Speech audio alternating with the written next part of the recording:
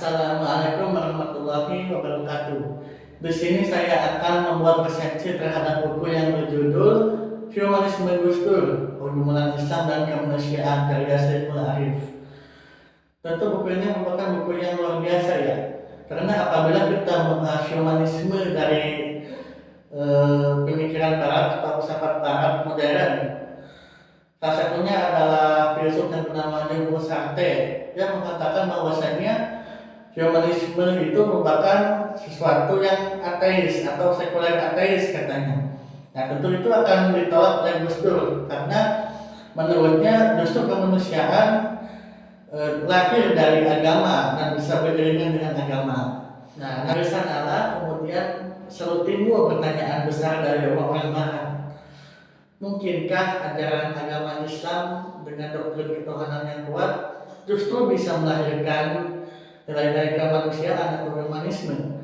Nah, nantinya akan dijawab dengan buku Humanisme Gus Dur yang memang bermuara dari nilai Al-Quran, kemudian fikih keilmuan dari Gus Dur itu sendiri yang memang selalu dikembangkan di pesantren-pesantren di Indonesia.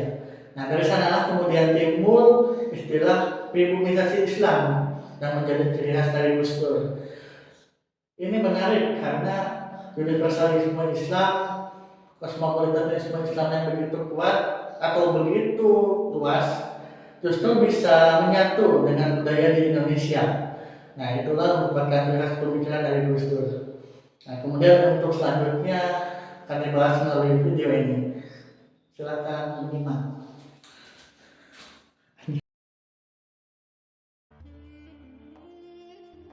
Adapun buku yang berjudul Humanisme Gus Dur, Pergumulan dan Islam dan Kemanusiaan ini ditulis oleh Saiful Arif dengan berjumlah 342 halaman yang diterbitkan oleh Arus Media Yogyakarta pada tahun 2013. Adapun latar belakang tertulisnya buku ini lahir dari sebuah kursus pemikiran Gus Dur yang diselenggarakan oleh jaringan Gus Durian. Tujuannya adalah untuk memperkenalkan dan memperdalam pemikiran Kiai Haji Abdurrahman Wahid atau yang lebih dikenal sebagai Gus Dur. Selama 7 tahun penulis belajar di pesantren mahasiswa Ciganjur. Penulis buku mendapat dorongan kuat untuk mengkaji serta menyebarkan pemikiran Gus Dur.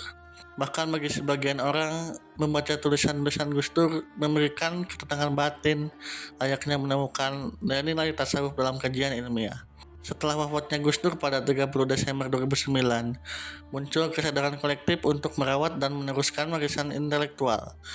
Salah satu caranya adalah melalui kursus pemikiran Gus Dur yang dirancang secara sistematis dengan tutor tetap, silabus reguler, dan peserta yang mengikuti materi dari awal hingga akhir. Kursus ini membahas dengan 8 topik utama dalam pemikiran Gus Dur seperti pribumisasi Islam, Islam sebagai etika sosial, demokrasi dan kesejahteraan sosial. Dari kursus ini, pemahaman terhadap pemikiran Gus Dur berkembang. Awalnya pemikirannya terlihat terpisah-pisah, tetapi setelah dipelajari lebih dalam, ditemukan bahwa ada satu benang merah yang menghubungkan semuanya, yaitu humanisme. Humanisme menjadi landasan utama pemikirannya dalam berbagai aspek, mulai dari agama, budaya, politik, hingga kebangsaan. Gus Dur bahkan disebut sebagai ideolog kemanusiaan, karena beliau selalu menekankan pentingnya Islam yang inklusif dan berpihak pada nilai-nilai kemanusiaan. Adapun pada era Gus Dur muda, yakni pada periode 1970 hingga awal 1990-an, Gus Dur dikenal sebagai seorang pemikir yang produktif. Beliau aktif menulis di jurnal-jurnal ilmiah seperti Prisma, juga pesantren. Sering menjadi pembicara di berbagai seminar, baik di dalam maupun luar negeri. Salah satu fokus utama pemikirannya adalah bagaimana Islam dapat berperan sebagai etika sosial dalam pembangunan bangsa. Gus Dur menegaskan bahwa Islam tidak hanya menjadi pelengkap dalam pembangunan, tetapi juga harus berperan aktif dalam mengarahkan dan mengkritisi kebijakan yang tidak berpihak pada keadilan sosial. Buku ini membahas dua aspek utama. Yang pertama mengenai jalinan struktural pemikiran, yakni pemikiran Gus Dur memiliki hubungan erat antara konsep pribumisasi Islam, Islam sebagai etika sosial, dan gagasan negara kesejahteraan Islam. Ketiga konsep ini saling melengkapi dalam membentuk pandangannya tentang bagaimana Islam dapat berkontribusi dalam kehidupan sosial dan politik. Yang kedua memiliki prinsip humanisme, Humanisme menjadi fondasi utama dalam pemikirannya. Hal ini terlihat dari sikapnya yang selalu mengedepankan nilai-nilai kemanusiaan dalam berbagai bidang, seperti demokrasi, hak asasi manusia, dan kebudayaan. Gus Dur menegaskan bahwa Islam dan demokrasi dapat berjalan beriringan, asalkan keduanya tetap berpegang pada asas keadilan dan penghormatan terhadap hak individu. Selain itu, peranannya dalam Nahdlatul Ulama (NU) juga menunjukkan komitmennya dalam memperjuangkan hak-hak masyarakat serta menegakkan keadilan sosial di Indonesia. Pada bab pertama, yakni membahas humanisme. Humanisme adalah pandangan yang menempatkan manusia sebagai pusat kehidupan dan peradaban. Paham ini menekankan bahwa manusia memiliki kecerdasan, kemampuan berpikir, serta tanggung jawab moral untuk mengolah alam, membangun peradaban yang lebih baik.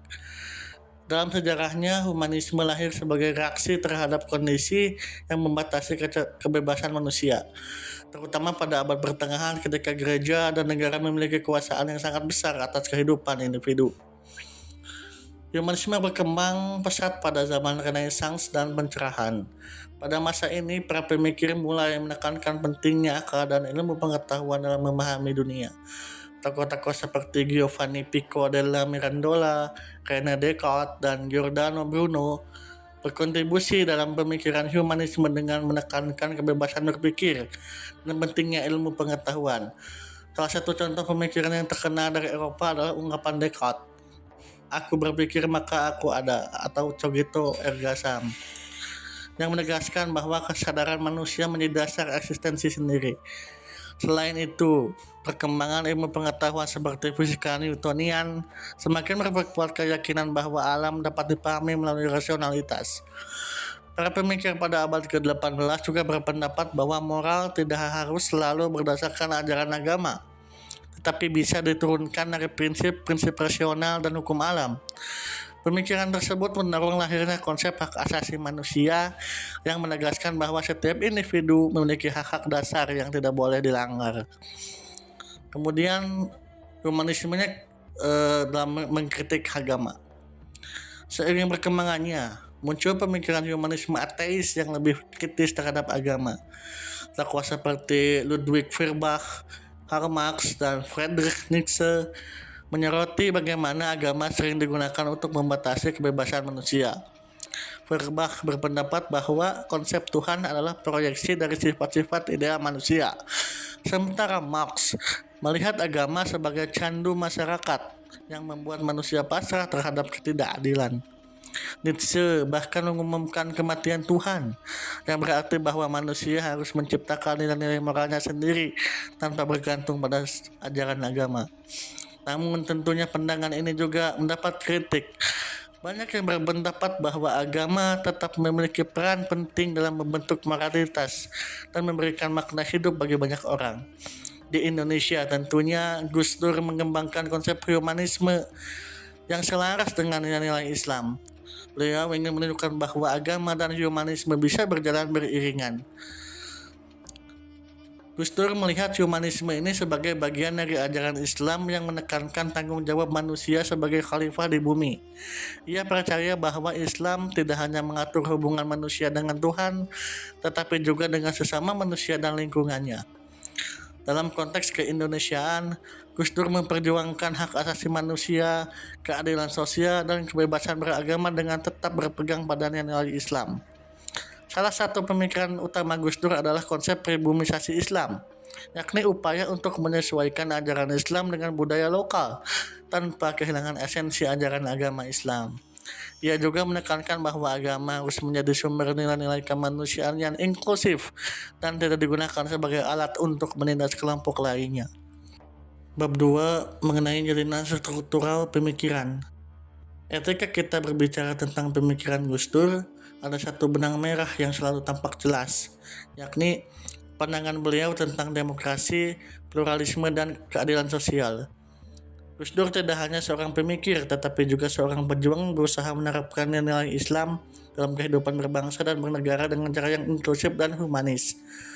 Pertama, mari kita lihat bagaimana Gus Dur memandang demokrasi. Bagi beliau, Demokrasi bukan sekadar sistem politik, tetapi juga bagian dari ajaran Islam yang menekankan musyawarah, keadilan, dan penghormatan terhadap hak asasi individu. Gus Dur berpendapat bahwa dalam sebuah negara yang beragam seperti Indonesia, demokrasi adalah cara terbaik untuk memastikan semua suara dapat didengar dan dihormati. Beliau juga menegaskan bahwa demokrasi tidak boleh berhenti pada prosedur pemilu saja, tetapi harus menjadi budaya yang mendorong partisipasi masyarakat dalam kehidupan politik. Selain demokrasi, Gus Dur juga menekankan pentingnya pluralisme. Baginya, keberagaman agama, budaya, dan etnis bukanlah ancaman, melainkan kekayaan yang harus dijaga. Beliau sering mengutip konsep bahwa perbedaan adalah rahmat, bukan sesuatu yang harus dihilangkan. Oleh karena itu, ia menolak segala bentuk diskriminasi dan intoleransi. Sebaliknya, ia mendorong dialog antara agama dan antar budaya sebagai cara untuk membangun harmoni sosial. Tak heran, dalam kepemimpinannya Gus Dur banyak mengambil langkah-langkah yang membela hak-hak kelompok minoritas dan memastikan mereka mendapat tempat yang setara dengan kehidupan bermasyarakat. Dalam hal hubungan agama dan negara, Gus Dur juga memiliki pandangan yang menarik. Beliau meyakini bahwa negara Pancasila adalah sistem yang paling sesuai untuk Indonesia. Menurutnya, Pancasila mampu mengakomodasi keberagaman masyarakat tanpa harus menjadikan agama tertentu sebagai dasar negara.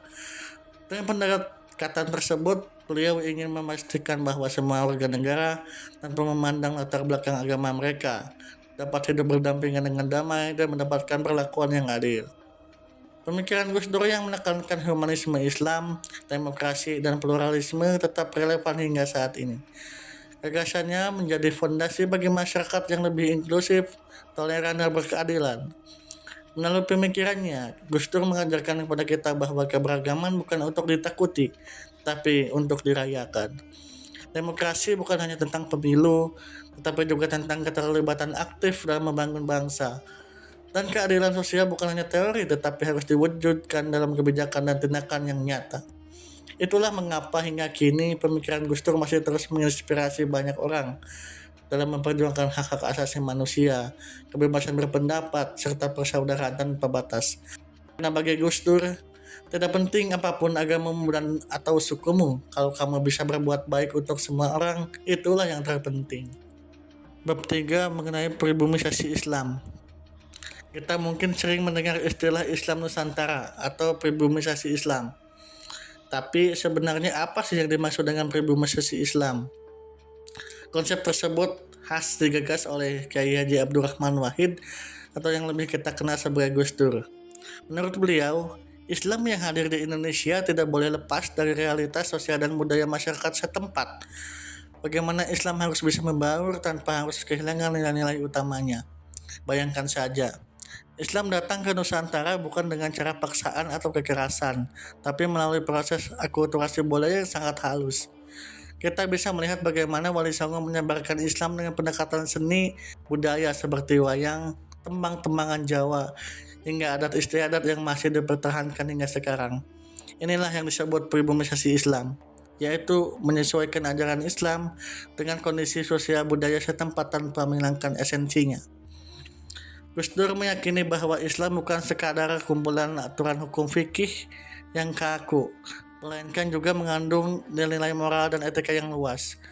Dengan pendekatan yang lebih fleksibel, Islam bisa lebih diterima oleh masyarakat tanpa harus berbenturan dengan budaya yang telah mengakar lama.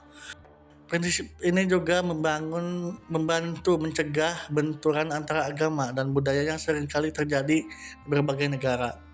Misalnya, di Indonesia, ada banyak tradisi yang tetap dijalankan oleh masyarakat muslim, seperti selamatan, tahlilan, atau kenduri.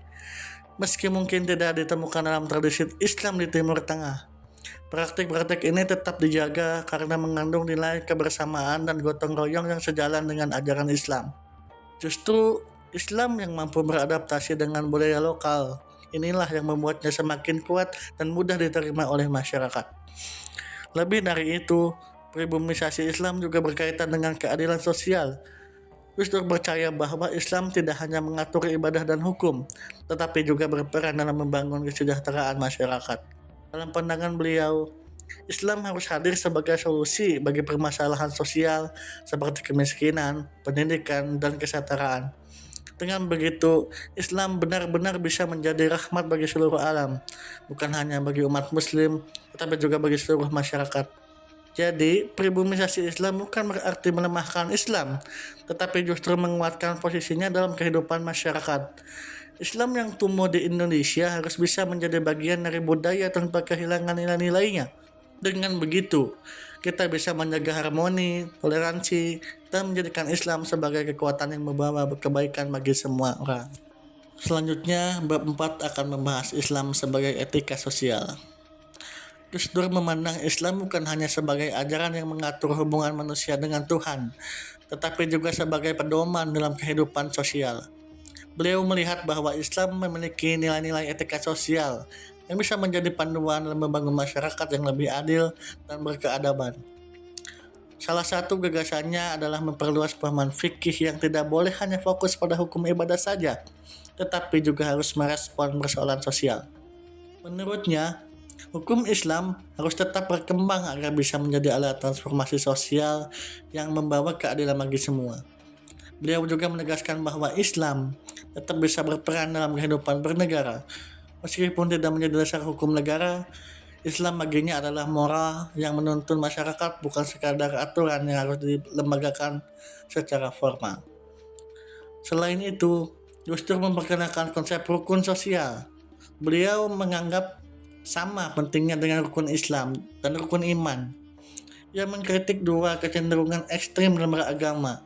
Yang pertama adalah keimanan yang hanya fokus pada ibadah pribadi tanpa peduli kepada kehidupan sosial. Dan yang kedua adalah kepedulian sosial yang tidak dilandasi oleh nilai-nilai keimanan. Untuk itu, beliau menekankan bahwa praktik agama seperti zakat, sholat berjamaah, dan puasa memiliki dimensi sosial yang seringkali diabaikan. Tak hanya itu, Gus Dur juga menyoroti bagaimana Islam seharusnya bisa menjadi kekuatan pembebas bagi masyarakat. Beliau memandang bahwa agama bukan hanya soal kesalehan individu, tetapi juga harus membawa perubahan sosial. Dalam hal ini, ia tertarik dengan konsep keadilan sosial dari Marxisme. Meskipun tetap memberikan kritik terhadap pendekatan revolusionernya yang cenderung menekankan kekerasan, namun Gus Dur lebih memilih pendekatan sosial demokrat yang mengupayakan perubahan lewat pendidikan, hukum, dan ekonomi kerakyatan. Di balik pemikirannya, Gus Dur selalu menempatkan manusia sebagai pusat dari perubahan sosial. Beliau menolak pendekatan ideologis yang kaku baik dari Marxisme maupun teologi pembebasan. Karena menurutnya, pembebasan sejati harus berangkat dari kemanusiaan itu sendiri. Dan pada akhirnya, Gus Dur ingin menegaskan bahwa Islam bukan sekadar aturan, tetapi juga nilai-nilai yang bisa membawa masyarakat menuju kehidupan yang lebih adil, demokratis, dan bermartabat. Islam dalam pandangannya adalah etika sosial yang hidup di tengah masyarakat, bukan hanya sekumpulan hukum yang kaku. 5. Mengenai negara kesejahteraan Islam. Dari sini, Gus Dur punya cara unik dalam melihat hubungan antara Islam dan negara. Baginya, negara yang baik itu bukan tentang label Islam atau sekuler, tetapi tentang bagaimana pemerintahan bisa menyejahterakan rakyat. Beliau mengkritik kepada mereka yang sibuk berdebat soal bentuk negara Islam, tetapi lupa bahwa yang paling penting adalah bagaimana negara itu bisa adil dan bisa melindungi hak-hak rakyatnya. Gus Dur berpendapat bahwa Islam bukan cuma soal hukum dan kekuasaan, tetapi juga soal nilai-nilai yang mengutamakan kemaslahatan umum. Makanya, beliau lebih memilih konsep negara yang menyeimbangkan kebebasan individu dengan pemerintah yang kuat, tetapi tetap adil. Beliau menolak ide bahwa negara harus berbentuk negara Islam secara formal, karena menurutnya, negara yang terlalu terikat pada agama justru bisa menjebak agama dalam kekuasaan politik. Dalam konsepnya, Gus Dur menekankan bahwa yang terpenting adalah kesejahteraan rakyat. Soal bentuk pemerintahan itu hanya alat saja. Makanya beliau lebih memilih model negara bangsa atau nation state karena dianggap lebih fleksibel dalam menerapkan prinsip-prinsip Islam dalam kehidupan sosial. Islam bagi Gus Dur harus menjadi panduan moral bagi negara, bukan dijadikan ideologi negara yang mengatur segalanya. Pandangan ini juga yang membuatnya berbeda dengan pemikir lain seperti Taqiyuddin Al-Nabhani dan Hizbut Tahrir yang ingin mendirikan negara Islam sebagai bentuk nyata dari penyerahan diri kepada Allah. Gus Dur justru berpendapat bahwa kepatuhan kepada Tuhan adalah soal spiritual, bukan soal membentuk negara tertentu. Beliau juga berbeda dengan Nurcholish Madjid yang mendorong sekularisasi dalam arti pemisahan agama dan politik. Bagi Gus Dur, negara Islam yang terlalu mengatur justru bisa membuat agama kehilangan kebebasannya. Gus Dur juga mengkritik dua kubu ekstrim yang ingin memisahkan agama dari politik sepenuhnya dan yang ingin menjadikan Islam sebagai negara secara mutlak. Menurutnya, kedua pandangan ini justru tidak bisa menciptakan negara yang adil dan sejahtera. Beliau justru lebih memilih pendekatan realistis dengan tidak memaksakan bentuk negara tertentu, tetapi memastikan nilai-nilai Islam tetap menjadi pedoman moral dalam kehidupan bernegara. Bagi Gus Dur, Indonesia dengan Pancasila sudah cukup ideal untuk mewujudkan nilai Islam dalam kehidupan bernegara. Beliau melihat Pancasila bukan sebagai pengganti Islam, tetapi sebagai wadah yang bisa menampung nilai-nilai keadilan dan kemanusiaan dalam Islam. Dalam pandangannya, demokrasi juga bukan bertentangan dengan Islam, justru menjadi bentuk pemerintahan yang paling sesuai dengan ajaran Islam karena dalam Pancasila menjunjung kebebasan dan persamaan hak. Dalam pemikirannya, Gus Dur menekankan pentingnya pribumisasi Islam, yakni bagaimana Islam bisa hidup berdampingan dengan budaya lokal. Menurutnya, Islam tidak perlu menjadi ideologi negara, tetapi harus menjadi etika sosial yang membimbing kehidupan masyarakat. Dengan begitu, negara bisa menjalankan tugasnya untuk mewujudkan keadilan dan kesejahteraan tanpa harus terjebak dalam perdebatan soal negara Islam atau sekularisme. Singkatnya, pemikiran Gus Dur tentang negara bukan sekadar soal hukum atau sistem pemerintahan, tapi lebih tentang bagaimana negara bisa mengutamakan manusia dan kemanusiaan. Beliau melihat bahwa Islam dan demokrasi bisa berjalan bersama dalam membangun negara yang adil, inklusif, dan menghormati hak asasi manusia. Kemudian berlanjut bab 6 mengenai demokrasi sebagai proses. Gus Dur melihat demokrasi bukan sebagai sesuatu yang sudah selesai, tetapi sebagai proses yang terus berkembang. Baginya, demokrasi bukan hanya teori atau aturan formal semata, melainkan perjuangan nyata dalam kehidupan politik di Indonesia. Beliau begitu mengkritik anggapan bahwa demokrasi itu hanya soal lembaga seperti DPR atau MPR.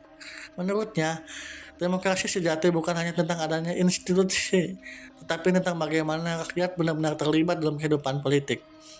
Demokrasi tidak boleh sekadar menjadi simbol, melainkan harus terasa manfaatnya bagi masyarakat.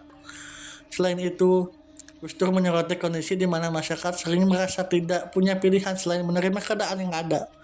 Karena itu, beliau tidak hanya berjuang untuk mendemokratisasikan negara, tetapi juga mendemokratisasikan masyarakat, yang artinya demokrasi harus hidup di tengah rakyat, tidak hanya dalam aturan pemerintahannya saja. Bagi Gus Dur, demokrasi dan hukum adalah dua hal yang tak bisa dipisahkan. Demokrasi hanya bisa berjalan dengan baik jika hukum di negara ini kuat dan benar-benar melindungi rakyat. Beliau mengkritik sistem yang terlalu mengandalkan lembaga formal, karena seringkali lembaga-lembaga ini tidak benar-benar menjalankan fungsi demokrasi yang sesungguhnya. Nah, untuk mengatasi ini, beliau mengusulkan konsep konstitusionalisme atau konstitusionalisme kritis, yakni cara pandang yang melihat konstitusi bukan hanya sebagai aturan negara, tapi sebagai alat untuk melindungi rakyat dari penyalahgunaan kekuasaan. Gus Dur juga mendorong pembentukan Mahkamah Konstitusi sebagai lembaga yang biasa mengawasi apakah kebijakan pemerintah sesuai dengan Undang-Undang Dasar 45 atau tidak.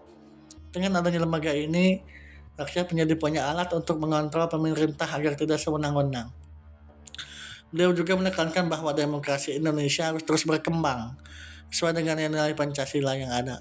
Artinya, demokrasi bukan hanya soal memilih pemimpin setiap 5 tahun sekali, tetapi juga tentang bagaimana nilai demokrasi diterapkan dalam kehidupan sehari-hari.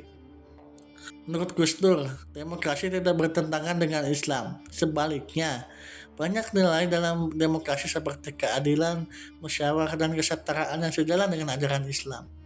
Beliau menolak pandangan yang menganggap bahwa Islam harus punya sistem politik sendiri, seperti negara Islam atau penerapan syariat secara formal. Baginya, Islam bukan hanya soal hukum atau aturan negara, tetapi juga soal nilai-nilai kemanusiaan yang lebih luas lagi. Beliau juga mengkritik dua pandangan ekstrem tentang Islam. Pertama, yakni pandangan menilai legal formalistis yang menganggap Islam harus diwujudkan dalam bentuk hukum negara. Kedua, pandangan relativisme kultural yang membatasi Islam hanya dalam konteks budaya tertentu. Menurutnya, Islam harus dipahami sebagai agama yang lebih universal yang mengutamakan hak asasi manusia dan keadilan sosial. Bagi Gus Dur, agama Islam bisa berperan dalam demokrasi. Umat Islam di sini harus mengubah cara pandangan mereka.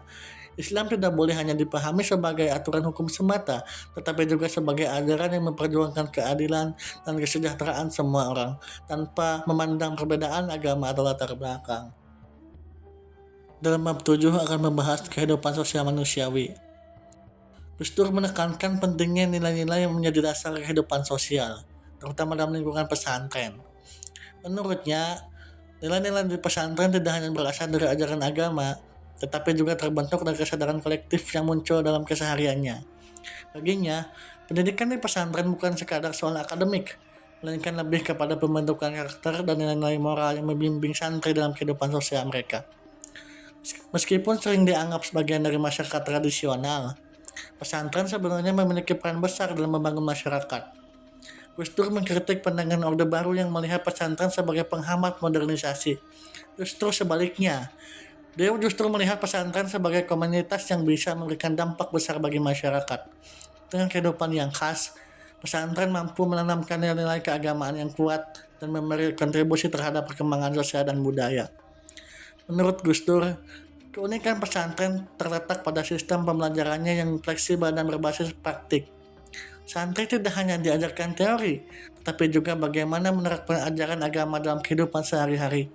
Dengan demikian, pesantren bukan hanya tempat belajar agama semata, tetapi juga pusat pembentukan pola pikir dan budaya yang kokoh dalam masyarakat. Selain itu, Gus Dur menyoroti bahwa perubahan sosial tidak hanya disebabkan oleh faktor ekonomi atau politik, tapi juga oleh perubahan paradigma keagamaan. Beliau mencontohkan bagaimana ajaran Islam tentang tauhid berdampak besar dalam menghapus sistem kapitalis feodal yang berbasis politeisme. Ini menunjukkan bahwa agama tidak hanya bersifat spiritual, tetapi juga memiliki pengaruh nyata dalam membentuk tatanan sosial. Dalam pandangannya juga, pesantren adalah bagian dari warisan budaya Islam Nusantara. Ia menolak anggapan bahwa pesantren adalah penghambat kemajuan.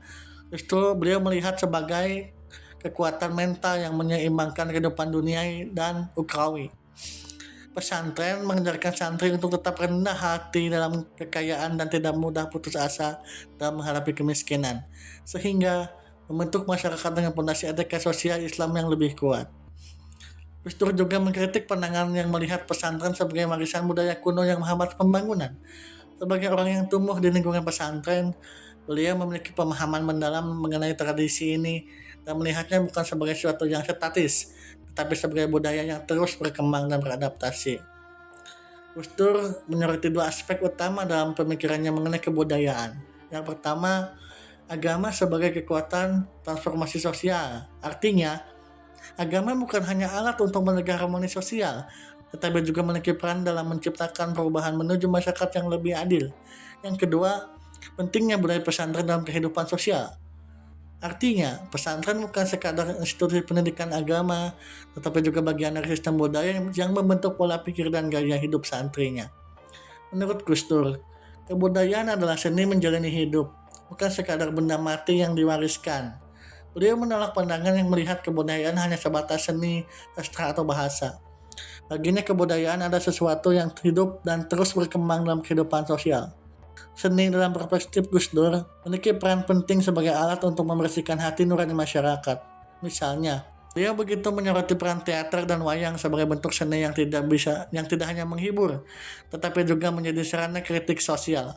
Wayang misalnya, bukan sekadar tontonan tetapi juga alat tuntunan pendidikan yang bisa memberikan wawasan tentang kehidupan dan kekuatan.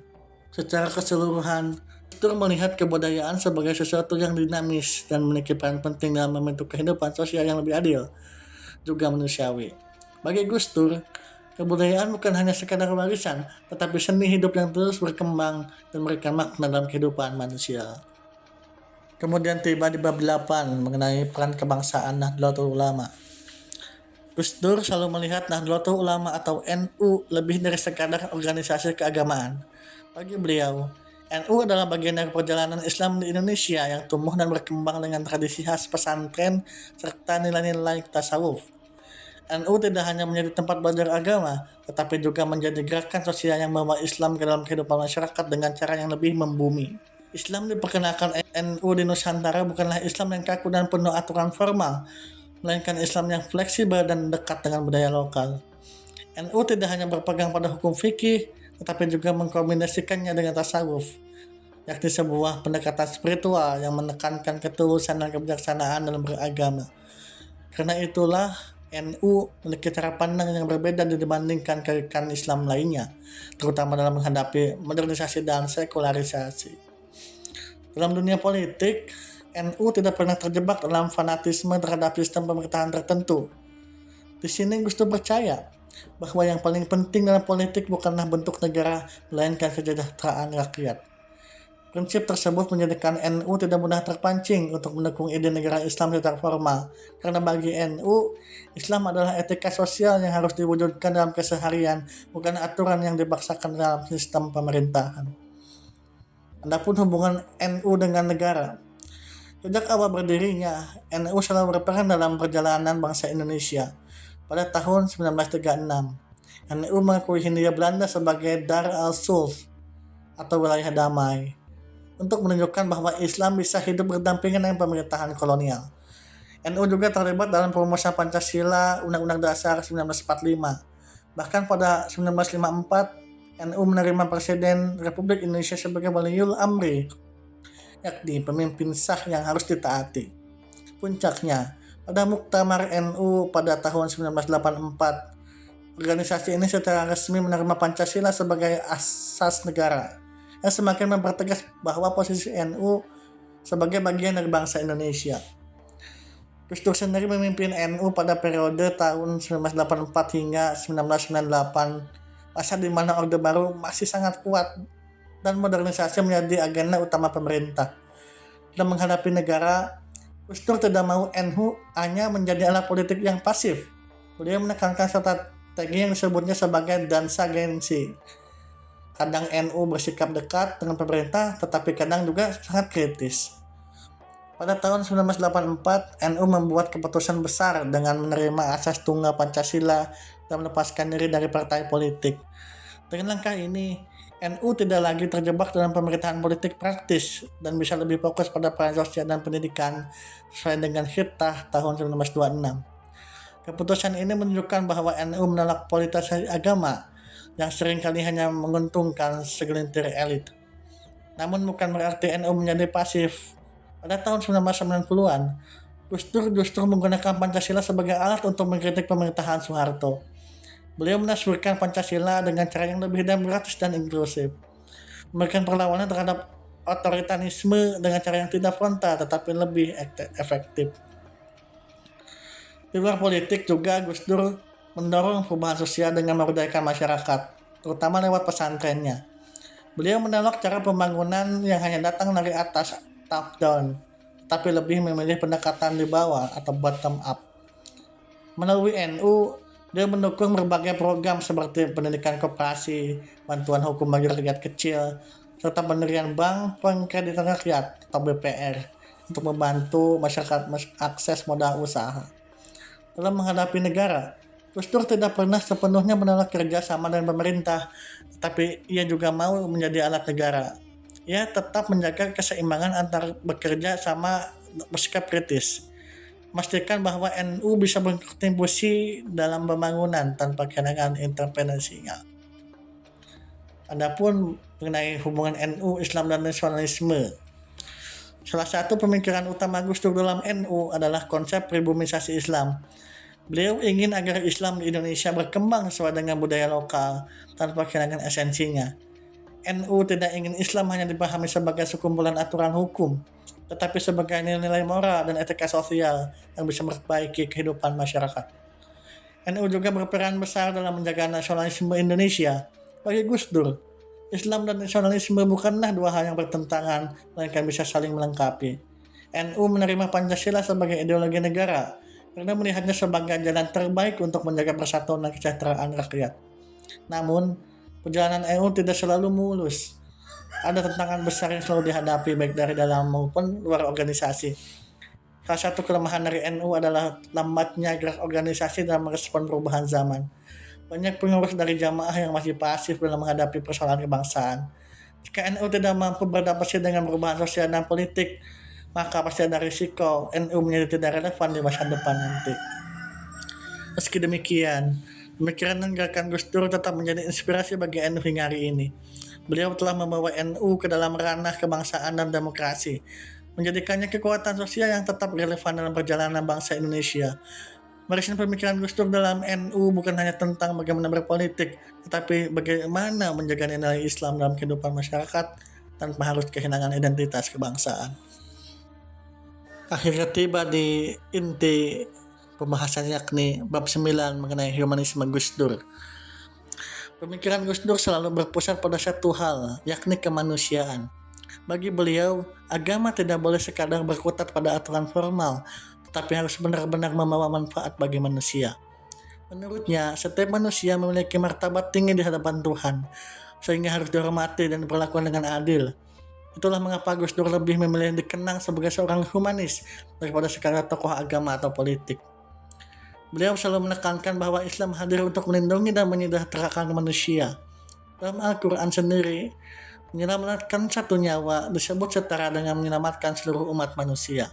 Bagi Gus Dur, itulah esensi Islam yang sebenarnya, yakni keadilan dan kepedulian terhadap sesama. Lebih jauh, beliau menolak pemahaman Islam yang hanya menekankan hukum dan aturan dan memperhatikan aspek kemanusiaan. Baginya Islam itu luas, Islam itu universal, tidak memandang suku, agama, atau kebangsaan, dan bertujuan untuk melindungi hak dasar manusia seperti hak hidup, kebebasan beragama, dan kesejahteraan sosial. Oleh karena itu, pemikirannya disebut sebagai humanisme tauhid, yakni humanisme yang berakar pada nilai Islam. Gus Dur juga memiliki cara pandang yang unik terhadap hak asasi manusia. Beliau tidak hanya melihat sebagai kebebasan individu seperti hak berpendapat atau kebebasan beragama, tapi beliau melihat sebagai sesuatu yang lebih luas. Menurutnya, hak asasi tidak hanya sebatas bebas dari penindasan, tetapi juga harus mencakup hak untuk hidup sejahtera. Oleh karena itu, beliau mengusulkan pendekatan yang lebih menyeluruh. Selain hak-hak sipil dan politik seperti kebebasan berpendapat, beliau juga menyoroti hak-hak ekonomi dan sosial, seperti akses terhadap pendidikan dan keseharian dan kesehatan. Bahkan, beliau juga mengangkat isu hak masyarakat adat dan hak lingkungan hidup yang seringkali terabaikan dalam diskusi tentang hak asasi manusia. Bagi Gus Dur, hak asasi manusia bukan hanya tentang melindungi individu dari negara yang sewenang-wenang, tetapi juga memastikan bahwa negara menciptakan sistem yang adil agar setiap orang bisa berkembang. Ada 3 prinsip utama yang menjadi dasar pemikiran Gus Dur mengenai Islam. Yang pertama, universalisme Islam, yaitu keyakinan bahwa Islam membawa nilai keadilan dan kemanusiaan yang berlaku untuk semua orang, bukan hanya untuk umat muslim. Yang kedua, kosmopolitanisme Islam, yakni Islam yang mampu berdialog dengan tradisi dan pemikiran lain seperti filsafat Yunani atau konsep demokrasi modern. Yang ketiga, pribumi Islam, yaitu upaya agar Islam dapat menyatu dengan budaya lokal tanpa kehilangan esensinya. Melalui ketiga prinsip ini, Gus Dur menegaskan bahwa Islam tidak harus kaku dan seragam. Justru Islam seharusnya bisa berkembang sesuai dengan konteks zaman dan budaya masyarakatnya.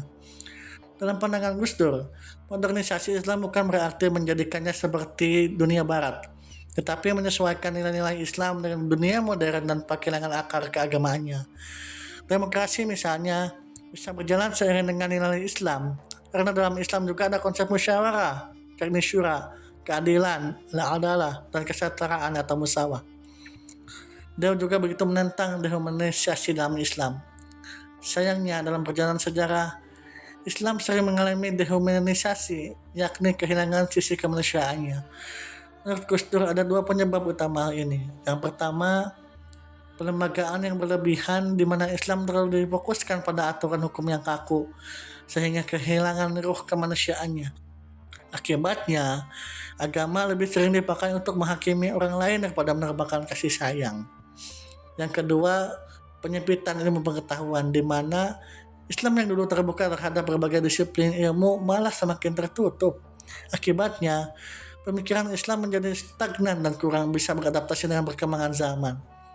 Sebagai solusi, Gus Dur menawarkan rehumanisasi Islam, yaitu mengembalikan Islam kepada nilai-nilai dasarnya, yakni nilai keadilan, kasih sayang, dan kepedulian terhadap sesama. Beliau menekankan pentingnya Islam yang membumi dan relevan dengan kehidupan sehari-hari, bukan hanya Islam yang sibuk dengan aturan formal tanpa melihat konteksnya. Gus Dur juga percaya bahwa negara harus berfungsi sebagai alat untuk menciptakan kesejahteraan bagi rakyatnya. Beliau tidak setuju dengan konsep negara Islam yang berfokus pada hukum syariah secara formal, tetapi menekankan negara kesejahteraan yang berpihak pada rakyat kecil. Baginya, Islam bukan sekadar ajaran ibadah, tetapi juga etika sosial yang ajarannya mendorong kepedulian terhadap kaum miskin dan tertindas. Oleh karena itu, beliau melihat Pancasila sebagai landasan yang sejalan dengan Islam dalam mewujudkan keadilan sosial. Bagi Gus Dur, Islam yang ideal bukanlah Islam yang sibuk mendapatkan hukum formal, tapi Islam yang benar-benar bisa menghadirkan kesejahteraan dan keadilan bagi semua manusia. Sekian resensi buku dari saya. Mohon maaf bila banyak kekurangan. Wassalamualaikum warahmatullahi wabarakatuh.